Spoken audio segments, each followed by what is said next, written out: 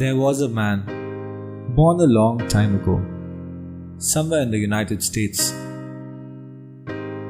brought up in a simple middle class family.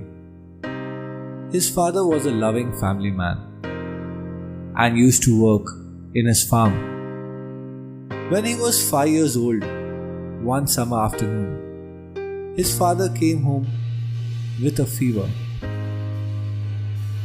He saw his father in pain, but did not understand what was going on.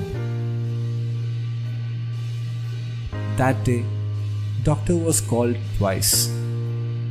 He could see from far his mother crying. He got scared. That was the first time he saw his mother cry.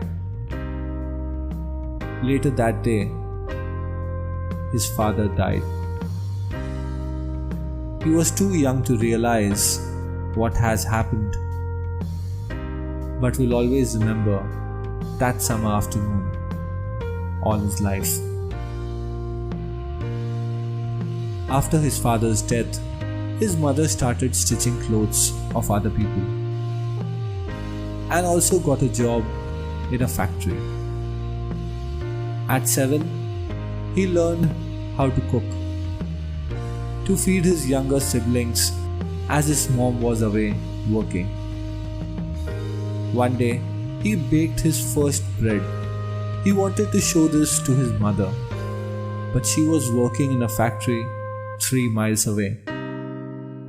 He grabbed the bread and took his 5-year-old brother and sister along with him. 3 of them walked 3 miles across the field so he could show his mother his first loaf of bread.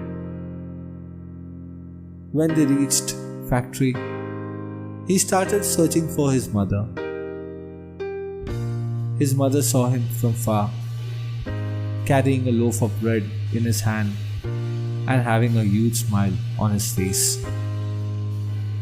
She came, held the bread in her hand, and gave him a big hug. At age 10, he began work as a helper in the farmland and then took up job painting horse carriages. He left school after 6th grade so he could work full-time. Life moved on. Job after job. He sometimes worked as conductor, then joined United States Army for a while, then cleaned trains, and even worked as a helper in railway construction. Maybe he was never satisfied. Maybe he was still searching. He was 18 when he met a beautiful girl. They both fell in love, soon got married, and had 3 beautiful children. But one day he got fired from his job. Once he reached home, his wife was gone. There was a note from his wife's brother saying she had no business marrying a no good fellow like you. He then convinced her to come back.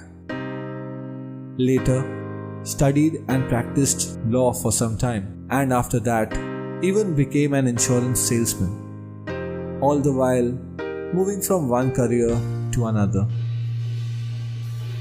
At age of 30, he established a ferry boat company.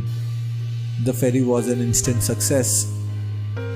He sold the shares of the company and started a new one, wanting to do something bigger. He established a company manufacturing oil lamps, hired salespeople across the country. The business initially started well, with some new orders coming in every day. He felt, yes, finally I have made it. But destiny had some other plans. A company named Delco introduced electric lamps and the venture failed. Then he started working as a salesman in Michelin tires, but there too he lost his job when the manufacturing plant was shut down. He again started looking for some work and traveled to different cities to find it. While coming back with no money in his pocket, he was looking for a lift to get back home. A man stopped and picked him up in his big car. He shared with the stranger his story, how he was looking for some work. That stranger turned out to be the state manager of Standard Oil. The manager asked him, "Would you like to run a service station?" He had no experience of what it takes to run a service station, but he said yes. For 6 years, he managed the place successfully. He sold more fuel than anywhere in the state. But then, the Great Depression came. His station closed down, like many other businesses at that time. As luck would have it, at that time, Shell Company offered him to run a service station, rent-free. At the age of 40, he opened a new service station and also started serving food. People loved his recipes.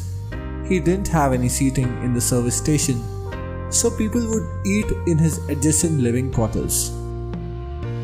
The business grew big. He later bought a motel nearby and converted it into a 140-seat restaurant. Time went on. He was finally successful. But when he was 63, his booming restaurant took a massive hit. A new interstate highway was built, which took traffic off the route where his restaurant was situated. His business collapsed. His restaurant was auctioned in front of him. He could not do anything to save it. He was almost bankrupt. It was his life's biggest failure. But he still wanted to try. All these failures have taught him one thing: not to give up.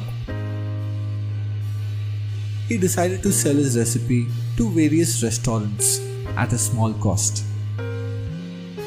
He borrowed $87, went door to door to try and sell his recipe. People told him he is getting old, he should retire. What will he achieve in trying to sell a good for nothing recipe at such an old age? But he did what he always did in his life. He moved forward.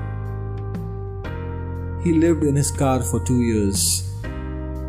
But everywhere he went, there were rejections, one after another. He was rejected 1009 times. Finally, at the age of 65, he met a restaurant owner.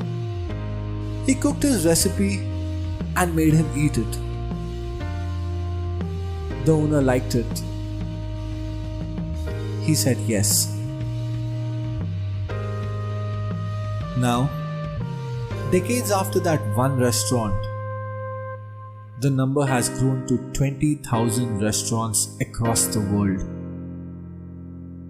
with annual sales reaching over $23 billion. All 20,000 of them serving the same recipe which a 65-year-old man was trying to sell and was rejected over 1,000 times.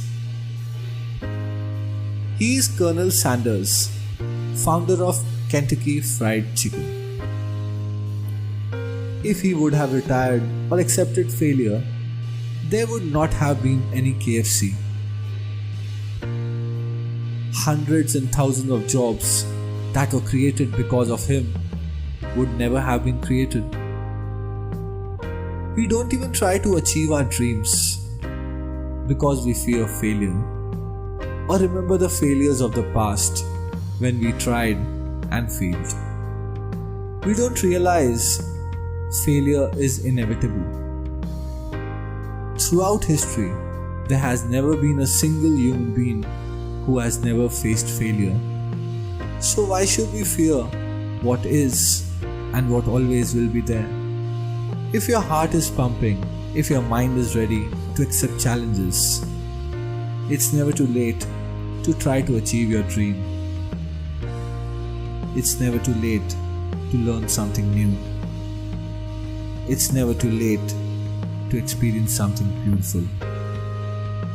It's never too late to keep on trying, no matter how many times you fail. It's never